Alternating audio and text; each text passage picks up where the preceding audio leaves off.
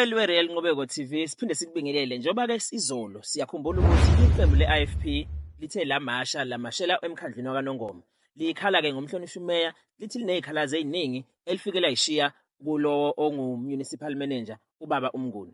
Kodwa-ke sithe namhlanje kwesihambe sivakashela izindlu zomkhandlu kaNongoma siyozwa ukuthi uthini umhlonishwa umeya ukuyiphendulela emphakathini emva kwemashi yayizolo. Akwesihambe siyozwa kuyena ngaphakathi. Lena bendlovu enamandla ngikhuleke kwisilo sakithi indlulamithi yamakhosi.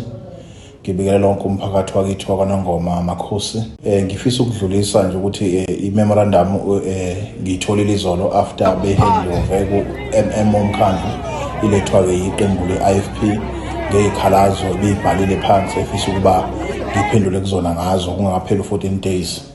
Ngicabanga ukuthi-ke nje ngoba izinto ezikhona engisebenza ngaso nosuku ngizokwazi ukubaphendula. Ngiyafisa ukuthi abantu bakwaNongoma bethola ithuba nokulalela la ngizoba khona ne-media briefing la ngizokwethula khona-ke impendulo zale memorandum abangilethele yona. So impendulo nginazo ziphelele ngifisa umuntu wakwaNongoma akake ezoyilalelela ezokuthi zithini lezo impendulo lezo bekade bekhala ngazo bekhalaze ngazo ikakhulukazi bebekhala ngalo iqembu le-IFP.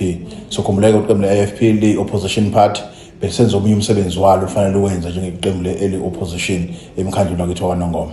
Ngiyabonga kakhulu.